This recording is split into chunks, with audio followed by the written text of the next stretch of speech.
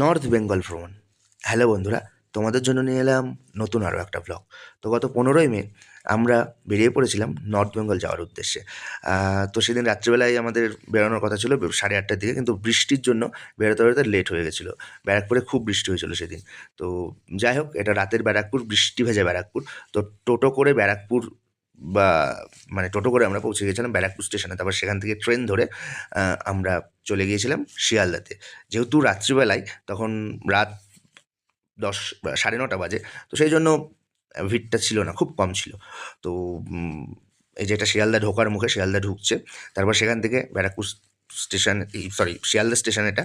আমরা এই প্ল্যাটফর্ম থেকে অন্য প্ল্যাটফর্মে চলে গিয়েছিলাম। যে ট্রেনে করে আমরা জলপাইগুড়ি, নিউ জলপাইগুড়ি যাবো, সেই ট্রেন। এটা হচ্ছে হামসাফার এক্সপ্রেস। এই ট্রেনটা সপ্তাহে একদিনই চলে।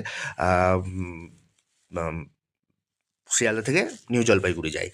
তো যাই হোক, আমরা ট্রেনের মধ্যে উঠে যে যার সিট নিয়ে বসে তারপর চলে গেলাম জলপাইগুড়ি যাওয়ার উদ্দেশ্যে।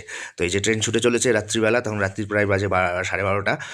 তো আমরা যে যার সিটে বসে পড়েছি। আমি এই ওপরের দিকে, ওপরটায় সব থেকে ওপরে এখানে জায়গা পেয়েছিলাম।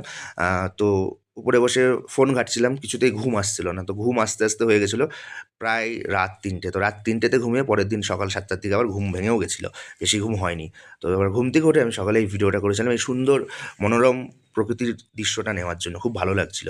তো যাই হোক, তারপর ব্রাশ করে মুখ ধুয়ে ট্রেনের মধ্যে একজন কাকু চা বিক্রি করছিল, তার থেকে লিকার চা খেয়েছিলাম আমরা। তো চাটা সত্যিই খুব সুন্দর ছিল। তারপর টিফিন করে আমরা পৌঁছে গিয়েছিলাম নিউ জলপাইগুড়ি। এরপরে কী করলাম নিউ জলপাইগুড়িতে গিয়ে, সেটা দেখতে পাবে এর পরের ভ্লগে।